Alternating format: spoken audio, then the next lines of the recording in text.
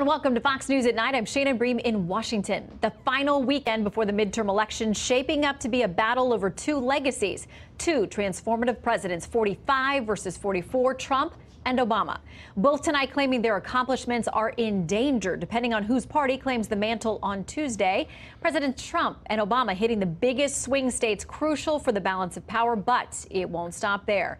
The competing campaign events will stretch through the weekend. The economy delivering President Trump a robust October jobs report, but he's not wavering from the focus of his midterm message, immigration. Let's start with correspondent Leland Vitter with what to expect in the days ahead of the midterms. Good evening, Leland. Shannon, the last couple of days are all about turning out the base. We'll look at the key Senate races and where the vote totals will really matter. Take a look at Nevada. Dean Heller trying to hold on there. If we look at the presidential results from 2016, you can see the counties. Red counties up here in the Northeast went heavily for President Trump. That's where they're trying to turn out the vote. Las Vegas, that area is a heavy Democratic stronghold. Obviously a big focus for Democrats there. Zoom back out and head down to Arizona, a state which will elect undoubtedly its first female senator. Take a look there in terms of exactly which counties the Republicans need to turn out. Martha McSally represents this area. She is going to be counting on a lot of votes from down by the border if she is going to be the next senator. Missouri. Also, lots and lots of red state counties here for Josh Hawley to try and run up the totals. Claire McCaskill has to do well in Kansas City, the middle of the state here, and in St. Louis. Josh Hawley, for example, is focused all the way down in the southern part of Missouri, places that President Trump won by 50 points or more in some counties. Lastly, we will take a look at the state of Indiana, a key state in this Senate race. You get a sense of the presidential results here. Gary, Indiana, one of the strongholds for the Democrats. That is where President Obama is going to be trying to turn out the Democratic vote. They pledged to fight for the little guy. Instead, they doled out $1.5 trillion in tax cuts aimed at billionaires and corporations. I heard President Obama speak today. I had to listen. I was in the plane. I had nothing else to do. He was talking about you have to tell the truth.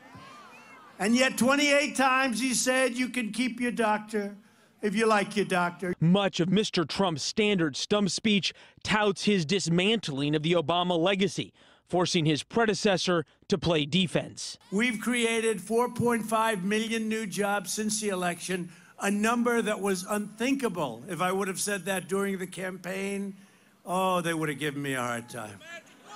They would have said Pinocchio. They're talking about how, oh, look how many jobs we created. The economy created more jobs in the last 21 months that I was in office than it did in the 20 months after I left office. Democrats lost seats in both of President Obama's midterms, but Mr. Obama's favorability rating is 14 points higher than President Trump's approval numbers. And both of them know immigration is a top 3 issue, regardless of party. They're telling you the existential threat to America is a bunch of poor refugees 1,000 miles away. They're even taking our brave troops away from their families for a political stunt. Yet Democrats want to abolish ICE. They want to turn America into a giant sanctuary for criminal aliens, drug dealers, and MS-13 killers. President Trump and former President Obama will be on the road for the next 4 days, and where they're going tells you a lot about the races they think are important, the races they think are winnable. Concentration of visits down in Florida for the governor and Senate race there. Obviously, Georgia as well, where President Obama spent today. Both of them spending a lot of time in Indiana for the Senate race there. Nothing tells you a race is up for grabs like that many visits from the president and former president. Shannon? Leland Vitter, thank you very much. Well, President Trump rallying support for Republican Senate hopeful Mike Braun in Indiana just hours ago. That is a coveted seat for Republicans. They're trying to flip it in a state President Trump won handily in 2016. Correspondent Mike Tobin's live in Indianapolis, the scene of tonight's MAGA rally. Hello, Mike. And hello, Shannon. The president is now overnighting in Indiana. His midterm barnstorming tour is in full swing, as Leland mentioned. Indiana has a very important toss-up, so it's getting a lot of attention from the president. Mike Braun has campaigned as a political outsider. He is in a dead heat, or has been in a dead heat, neck and neck with the incumbent Democrat Senator Joe Donnelly. Our Fox News poll showed that Donnelly had taken a lead, but the polls have been so back and forth that the Real Clear Politics average puts the split at less than a point. So the president is trying to rally the base and give Braun the bump he needs to guarantee one more vote for Trump in the Senate. Mike Braun is tough on crime, great on jobs, and he will always support our wonderful vets, our military, and our law enforcement, our police. And a vote for Mike's opponent, Joe Donnelly, is a vote to make crying Chuck Schumer the Senate Majority Leader. Now, in this deep red state, Donnelly has always campaigned as a moderate. He boasts that he voted with the president 62% of the time. Now, after the rally, Donnelly said he was happy to have the president back in Indiana, and he hopes he will return next year so Donnelly can welcome him back after he is reelected. The Democrat says he is pro-life, pro-gun, even supports funding for the border wall. The sharpest difference between the two candidates came with the Kavanaugh confirmation vote. Donnelly voted against. That opened the door for Braun and the president tonight to say he is a liberal, in touch with the leadership in the Liberal Party, out of touch with Indiana. Shannon, back to you. All right, Mike Tobin, thank you very much. And as we head into this critical weekend of campaigning, President Obama and President Trump are both taking credit for the booming economy. The latest numbers today, the economy adding 250,000 new jobs, beating expectations, and the unemployment rate at a 49-year low, 3.7%. Let's bring in tonight's Power Panel. Co-host of The Five right here on Fox News, Juan Williams. Host of The Next Revolution, also here on Fox, Steve Hilton. And former financial intelligence analyst for the Treasury Department, Morgan Ortagus. Great to have all of you with us tonight. Thanks, Shannon. Hi, Shannon. All right, I want to start with what the Business Insider said. The headline was, "This was the perfect jobs report for Trump and the GOP." It goes on to say, the report was strong across the board. The addition of 250,000 jobs in October, well above economists' expectations of 200,000, also came with the strongest wage growth since April 2009, with average hourly earnings increasing at a 3.1 pace year over year. Morgan, your reaction? I think that this is the strongest news that and the strongest economy that any president could hope for going into a midterm election or going into a re-election. The numbers that you just gave, Shannon, there's no way to credibly argue with them. You can have a lot of problems with President Trump, but what you can't have a problem with is his record on cutting taxes on the economy. Now, here's the key thing that we'll have to see in this midterm election is, does this translate to voter intensity? And I think that's still what we're trying to see, because we did see that the tax cuts, the message hasn't resonated the way Republicans wanted. I think people are pretty happy with the economy. But I will say, after 2 weeks of really bad news, of having this mail bomber guy, of seeing the terrible shootings at the synagogue in Pittsburgh, this is some desperately good news that was needed by the president and the Republicans. Yeah, and Juan, this should be good news for all Americans. We all want our economy to do better, regardless of who the president is. So the Democrats, did they campaign against this, or did they focus on other topics and just not talk about the economy? Oh, no, I think everybody's happy about that the economic news is positive. I think what you heard from President Obama out on the stump was that if you look back at the last 21 months of his administration, actually the country added more jobs than they have in the 20 months or 21 months since he left office. But the key point here is we are just days from the midterm, is what the voters think. What do the candidates think? And what you see in terms of the advertising that is blanketing the airwaves this weekend ahead of the vote is that Republicans are not running on the economy. They're certainly not running on the tax cuts, as Morgan pointed out. That's just not getting traction with the voters. So instead, the president has opted to go after the migrants, to make the people approaching from the south into an invading army. Well, Steve, we know that what polls show us across the board, and nearly state by state as well, is that the two top issues are health care and immigration. For Democrat voters, they say it's health care. For Republican voters, they say it's immigration. But overall, across the board, both of those are at the top of the list. So where does the economy work into the messaging over the next couple of days? If it's not landing, as Juan said, the tax cuts for a lot of people don't seem to be top of mind. Well, the number one thing to bear in mind is that voters typically don't vote out of gratitude for what's happened, even though any reasonable person would have to say that President Trump was elected in 2016 with one main job above all others, and that's to get the economy moving, especially for those working Americans who'd been left behind, and he's delivered on that 100%. The real message that needs to be delivered is the potential threat to the economy, and that comes even if the Democrats just take the House. Some people say, well, what can they do if they don't have the Senate? They don't have the White House, they can't do a lot of damage.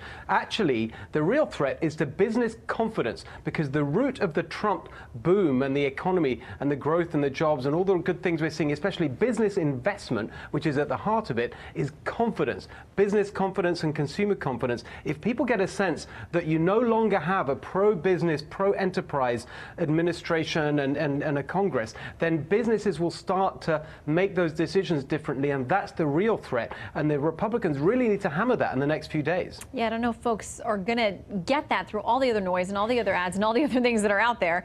In the meantime, dueling rallies, the big guns are out there. Former President Obama is out on the campaign trail. Of course, current President Trump is out there, and other heavy hitters, Oprah and other celebrities as well. Let's play a little bit of what President Obama said today about his assessment of where politics are now.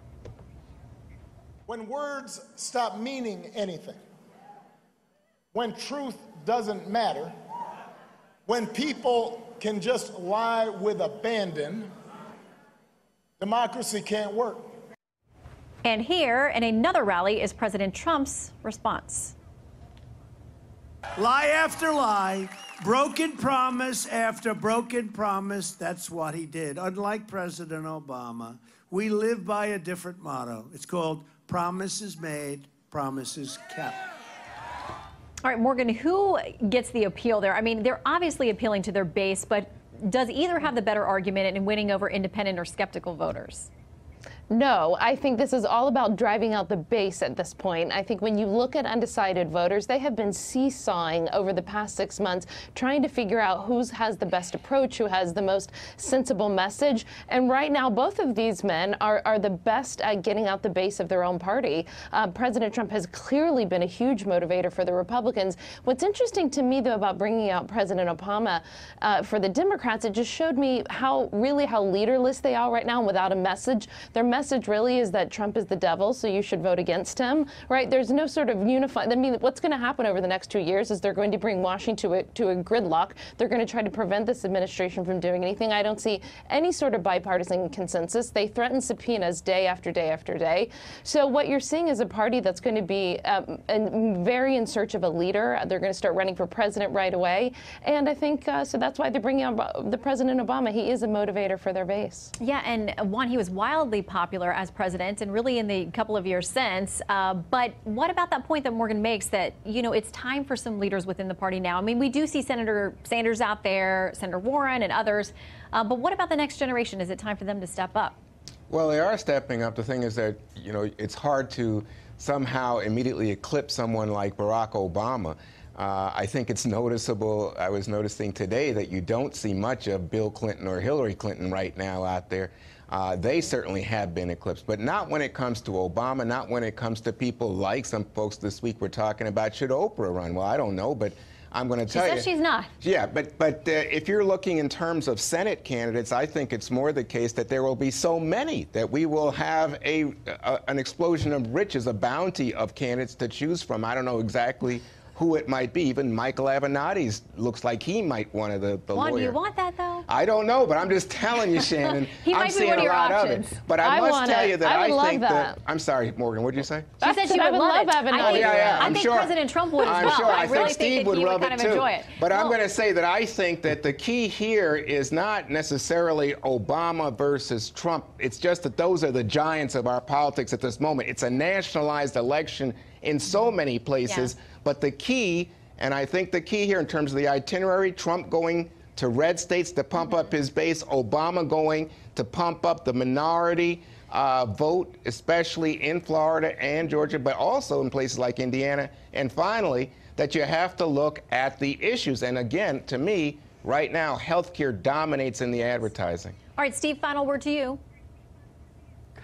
Look, one is exactly right. You know, until the 2020 election process gets underway, President Obama, by default, is basically the leader. It's not surprising to see him out there, but I think it could actually be counterproductive. You see, I think the Democrat base has been fired up as much as you like for at least a year, probably going right back to 2016. I think President Obama, the sight of him out there, actually gets Republicans going. But I think the real thing that's going on here that we need to watch out for is that if you look at what's been happening with the resistance and the way that the rhetoric on the left has been so angry against President Trump and his supporters, it's like what they want to see on Tuesday is the revenge of the elites for 2016. But I think that when people and Trump supporters hear the hatred that's directed at them, the language, the extreme language that's coming at them, I think that actually will mobilize them to go out and vote and say, you know what, we don't want the elites back in power. We like the way this is going, and we don't like the way that the snooty people constantly accuse us of being racists and all the rest of it just for wanting a better life. Yeah, it's sort of funny to hear Steve talk about snooty people in the British accent. It sounds great. All right, we got to leave it there. Morgan, Steve, and Juan, thank you all very much. Have a fantastic weekend. Have a great time. Good to see you. Cheerio. All right, migrants headed here in the caravan from Honduras have filed a lawsuit against President Trump claiming a violation of constitutional rights. Now, that's before he's made any official policy changes. It is the most ridiculous system in the world. It's obsolete, but that's not the problem. The problem is it's a stupid system, and it doesn't work. Okay, do the migrants have a case? We are looking into the legalities tonight. Night Court is back. Our legal eagles are here to break it all down.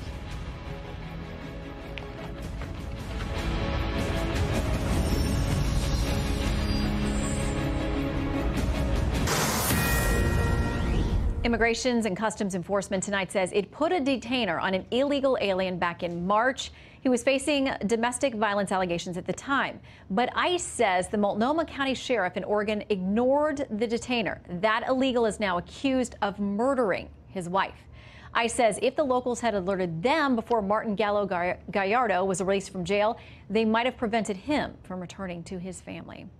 A number of Honduran migrants traveling towards our border in the caravan have filed a lawsuit against President Trump and others in the administration, claiming a violation of constitutional rights because of the president's proposed changes to asylum laws. Correspondent Trace Gallagher is on the case for us tonight. Hello, Trace. Shannon, the class action lawsuit was filed in federal court against President Trump, the Department of Justice, and Department of Homeland Security. It was filed on behalf of 6 Honduran migrants and their children who are part of the caravan now making its way toward the U.S. border. The lawsuit is asking the court to declare the president's policies unconstitutional. The president says he will send up to 15,000 troops to the border, several hundred of which are already on the ground. And Mr. Trump says undocumented migrants would be held at the border and that asylum seekers would be blocked from claiming asylum if they're caught crossing the border anywhere except for legal points of entry. Current law says migrants can claim asylum anywhere in the U.S. Immigrants' rights activists argue that holding migrants in tent cities violates the Flores Act, which dictates how long and in what conditions the federal government can detain children. This summer, a federal judge rejected an administration request to modify the Flores Act. Those who filed the lawsuit also claim the president's actions are nothing but a racist political ploy. But the president is not backing down. In fact, it appears he's doubling down. Here's what he said at a rally in West Virginia. Watch. But caravan after caravan is forming unvetted illegal aliens trying to flood into our country on your dollar, overwhelming your schools, depleting your resources, and endangering your community.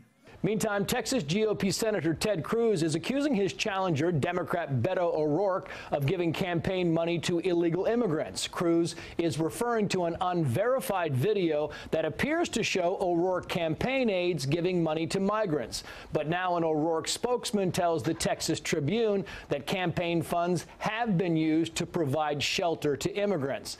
Ted Cruz is also asking O'Rourke if he thinks the caravan should be allowed to cross illegally into Texas.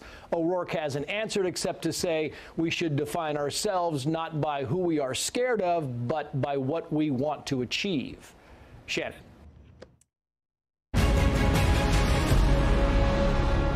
It is time now for Night Court. Our legal eagles are here to break down the migrants' case against the Trump administration. Criminal defense attorney, former prosecutor David Bruno, and former criminal defense attorney Emily Campagno, and they are kind enough to take the sides we assign them, regardless of how they may personally feel about this case. But let's start with this. Emily, we have this case. It looks like 6 adults who say they're Honduran citizens who are traveling, 6 children that they are also suing on behalf of. And they are claiming their due process violations under the Fifth Amendment, saying this: the due process clause of the Fifth Amendment applies to all, quote, persons on United States soil and thus applies to plaintiffs when seeking admission at the southern United States border. Clearly, they're not on U.S. soil yet, but they say they're going to get here, and that's when these rights kick in.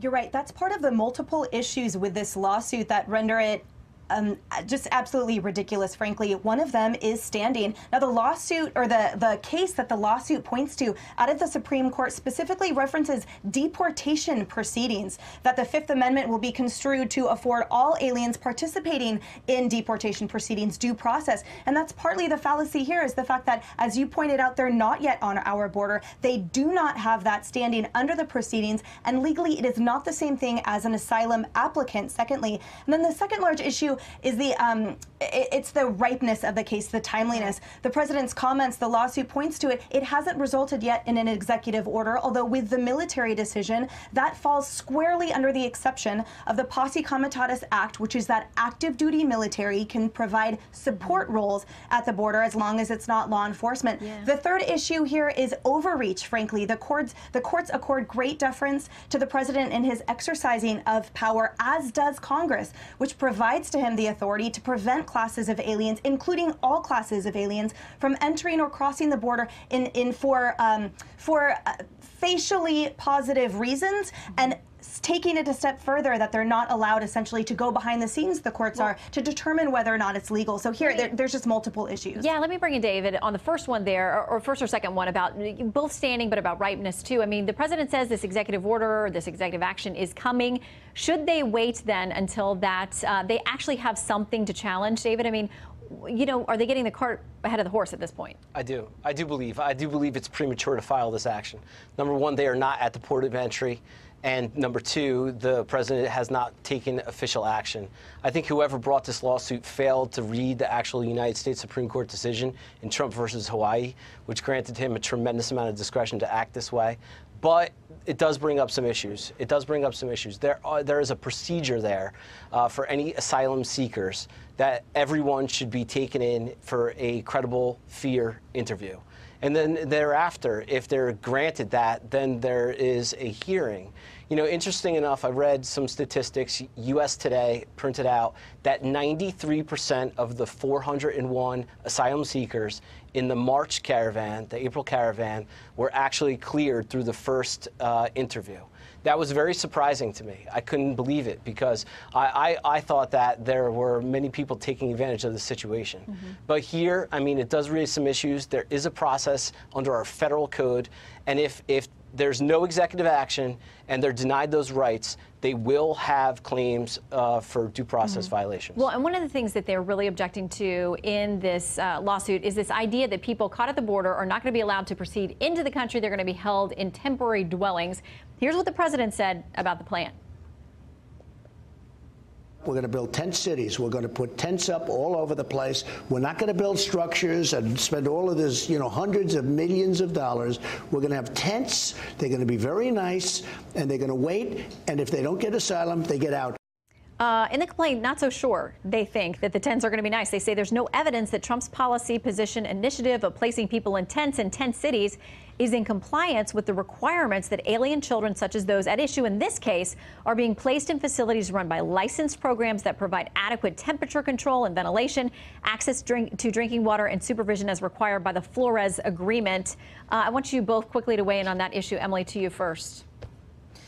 Absolutely. I think the biggest issue here, again, is the ripeness. Now, what the president says is in an interview, it does not translate to an executive order, an actual decision. So while the points made there are absolutely true, a tent city would have to comply with the Flores agreement. The fact of the matter is that he hasn't issued or created that yet, and thus it's simply not timely. I do think it's also important to note that in the lawsuit, a lot of the grievances that it talks about is both rhetoric and also things that it is incumbent upon Congress to change. So to me, it would behoove these attorneys to spend their time more lobbying our representatives in Congress rather than clogging the courts with this lawsuit. Dave, does it stand up against that first hurdle there at the district court where it's been filed? Well, with the language that you've extracted there, the key term is children. So yes, you cannot put the children in the tents pursuant to the Flores agreement. There are mandatory requirements in that agreement, and a tent will not be sufficient. All right. Well, for children. That's very specific in that Flores agreement and decree. And the DOJ says that's not part of what they're going to be doing. They are not setting up tent cities. So we'll see what the reality is as this plays out. David and Emily, thank you very much. You got to have a great weekend. You too. Thank you. All right, let us know on Twitter what you think about this case. At Shannon Bream or at Fox News Night. We'd love to hear your take on Night Court. Well, the Trump administration is about to reinstate sanctions on Iran. They're being called a potential major blow to the Iranian economy. We're going to tell you what's in store for that country next week. And claims of anti-Semitism in Britain's leftist political party. That story and more in our Where in the World.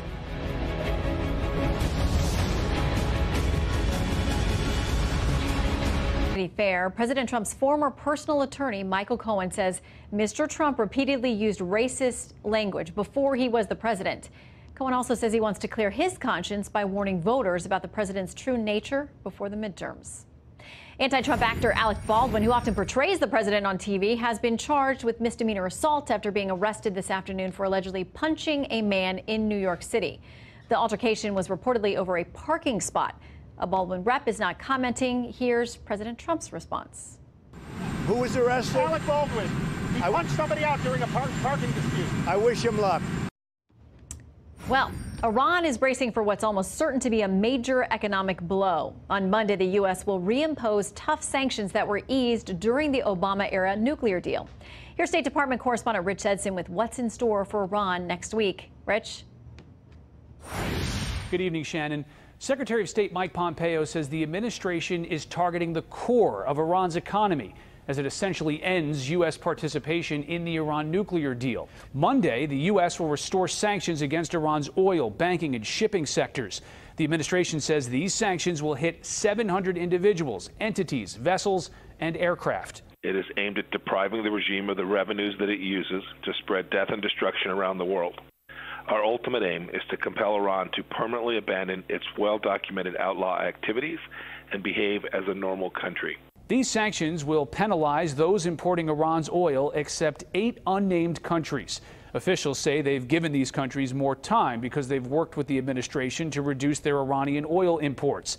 They're expected to include India, Japan, and South Korea, though some Republicans, like Senator Marco Rubio, say they're concerned. Quote, sanctions waivers being given to key purchasers of Iranian oil, most alarmingly China, give Iran a financial reprieve and should be eliminated as soon as possible. Rubio also says the administration must do more to cut Iran from the international finance system and an entity called SWIFT. That helps enable international transactions. Treasury Secretary Steve Mnuchin says SWIFT will cut off all sanctioned banks as soon as it is technically possible. Also, Britain, France, Germany, and the European Union are still committed to the Iran nuclear deal. They say the nuclear agreement, quote, provides for the lifting of international sanctions in order to have a positive impact on trade and economic relations with Iran, but most importantly, on the lives of the Iranian people. They say they are committed to help facilitate business with Iran as allowed under the nuclear agreement and despite U.S. sanctions. Shannon? Rich Edson at the State Department, thank you very much. Police investigate claims of anti-Semitism by Britain's leftist Labour Party. That tops tonight's Where in the World. The hate crime inquiry is focusing on online messages by Labour Party members. Unclear whether they're rank and file or Labour office holders. One of the messages allegedly says, "We will rid the world of all Jews." Tanzania's largest city, Dar es Salaam, tonight stands on the brink of a crackdown, they say, on homosexuals. City officials asking for tips to locate suspected gays and lesbians. Lesbians roundups and arrests are expected to begin next week by a special team made up of police and psychologists. Human rights advocates say they are very worried this move will spark violence. Thousands protesting in Islamabad, Pakistan tonight. They're demanding the public hanging of a Christian woman acquitted 8 years after being sentenced to death for alleged blasphemy. Pakistan's Supreme Court overturned Asia Bibi's 2010 conviction of insulting the Prophet Muhammad on Wednesday. Also in Pakistan, a prominent cleric known as the father of the Taliban was killed today. A knife attacker killing him in his bedroom and escaping undetected, we're told. And in Haiti, voodoo celebrations of the dead reaching a climax. Now, as proof that they've entered a trance and their bodies have been possessed by spirits, voodoo practitioners drink and wash their faces and their eyes with a mixture of raw rum and hot chili peppers. They say the mixture could burn the skin of any human alive. Well, breaking news tonight from the Senate Judiciary Committee, still working through the allegations against now Justice Brett Kavanaugh. The committee says one of the women accusing him of rape admits she lied about it. There's a whole lot more to that story. Justice Kavanaugh's Capitol Hill Sherpa, Senator Jon Kyl, joins us next to talk about what's happened on Capitol Hill in the week since he has filled the seat of late Senator John McCain.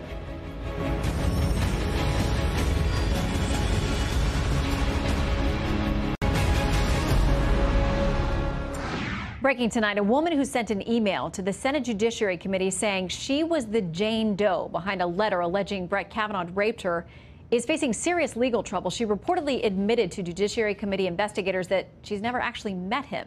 Judy Monroe Layton originally claimed she'd sent the anonymous letter under the alias Jane Doe to California Senator Kamala Harris and that Justice Kavanaugh had raped her. But when the committee began investigating her claims, they say she admitted she did not send the letter and was just trying to get attention. She's been referred to the DOJ and FBI for possible charges. Before filling the late Senator John McCain's seat in the Senate, Jon Kyl was Justice Kavanaugh's lead Sherpa, tasked with guiding the then judge through the ins and outs of all the Senate's protocols. Arizona Senator Jon Kyl joins us now. Senator, great to have you with us on Fox News at Night. Thanks, Shannon. Great to be with you. Thank you. So, listen, you were in the Senate for 18 years before. You were on the Judiciary Committee. You have been deeply involved with these confirmation battles before. How was this one different? Well, the first part of it was kind of like the rest. Although Democrats signaled from the very beginning that they weren't about to support Judge Kavanaugh, but he did an excellent job in all of his personal interviews with the senators, and then in his hearing, I thought he was just outstanding.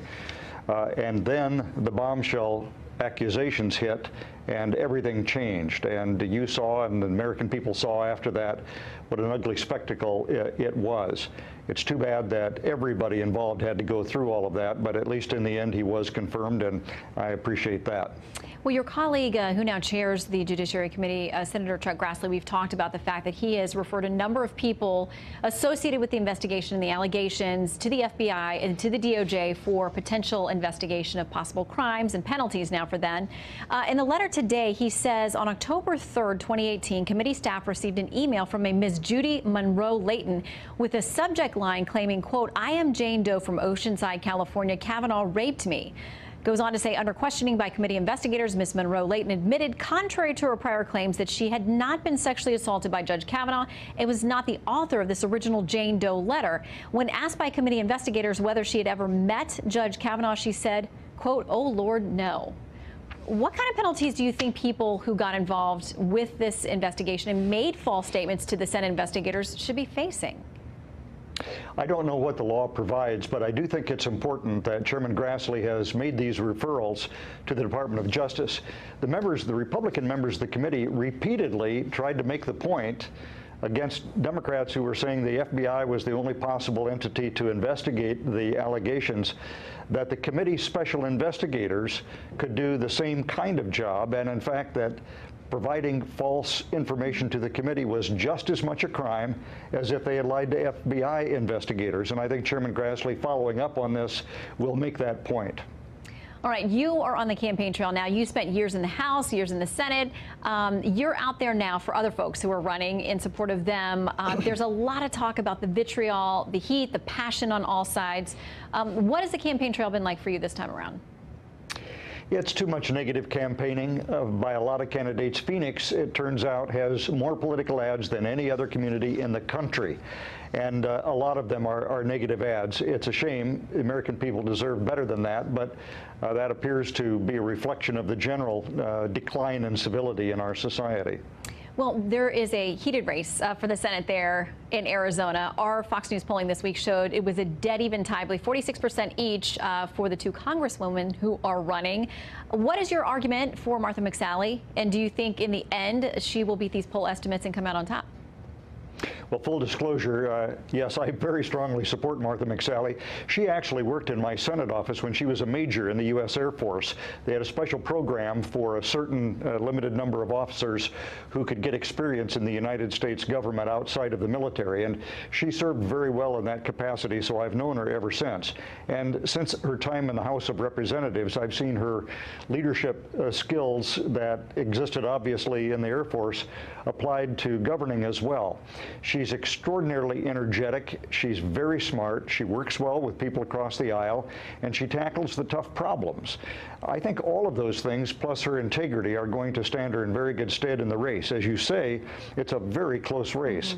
And but one more thing about Martha to illustrate the breadth of her support. This week, Senator Susan Collins from Maine came out to campaign for her. Last Saturday, Senator Lindsey Graham from South Carolina was here. Donald Trump came out as president for a big rally in her support, and there have been many others. She has support for the moderates, from the conservatives, and from everybody in between. And I think that's the way she'll govern as a U.S. Senator. And quickly, her opponent, Congresswoman Sinema, says that there are a lot of things she didn't get done with respect to health care. The Republicans haven't gotten immigration done. I know you've said from the time you left Congress to the time you came back, yeah, there are a lot of things people are still fighting about not getting done. Who bears the blame in that scenario? Well, first of all, look at all the things that the Republican Congress has gotten done, and this is with only a one-vote margin in the U.S. Senate. The tax cuts that are helping all Americans, the obvious improvement in the regulatory scheme with regulations of the previous administration having been cast aside now by votes in the Senate and House, and a variety of other activities that for the first time in, I think, since 1987, the appropriation bills having been passed, which is a much better way to fund our government so we don't have to constantly look at possible shutdowns and the like. And in the Senate, the confirmation of a lot of executive branch nominees and judges. All of these are very, very important accomplishments. Probably the two big things that haven't been done are a reform of the health care, of Obamacare, and of course that failed in the Senate by one vote with all Democrats opposing, so you can't blame that on the Republicans. And then immigration reform, which I think has been used as a political football, particularly, unfortunately, by those on the other side of the aisle. Well, we will be watching as you are a part of the mix now. We'll see if you stay, as a lot of people in Arizona hope that you will, and we know a special election may be coming for that seat as well. In the meantime, Senator Kyl, thank you very much for your time. Great to see you. You're welcome, Shannon. Thank you. All right, a Fox News exclusive next with Homeland Security Secretary Kirstjen Nielsen, as some voters express concerns over the security of voting machines ahead of Tuesday. Chief Intelligence Correspondent Catherine Herridge goes inside the government's new efforts to combat any election meddling. Stick with us.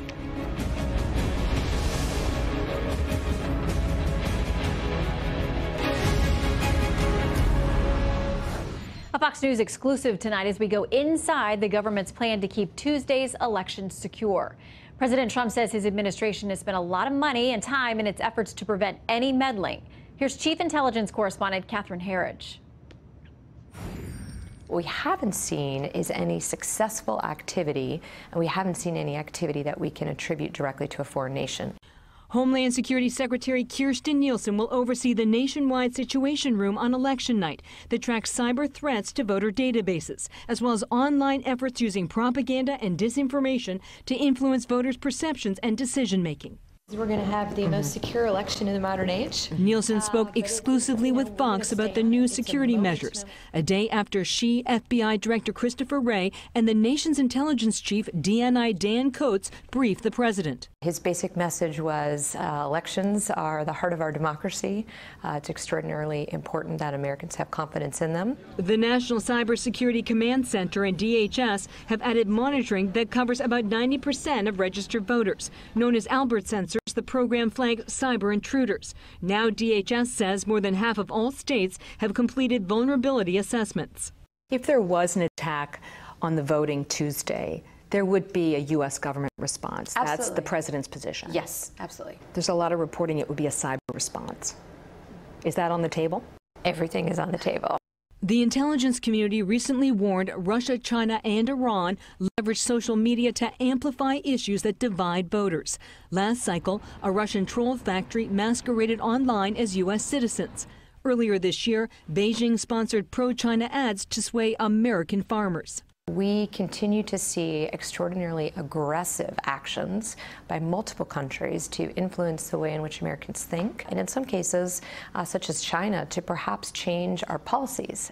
Nielsen notes foreign governments and hackers may not breach voting systems, but she warns they still exploit election night to sow confusion, discord, and mistrust by placing stories in social media or state-sponsored media that something was wrong. On Election Day, Homeland Security says they will also partner with the RNC and DNC. Secretary Nielsen said Americans should not jump to conclusions if there is a problem and wait for an independent assessment from FBI, DHS, and the intelligence community. Shannon.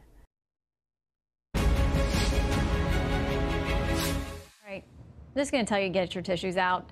A resident of Stowe, Ohio, 12-year-old Keith Burkett, has terminal cancer. He might not live to the end of the year. So his town decided to celebrate Christmas 2 months early this year to honor Keith and to give him a celebration he and the town will never forget.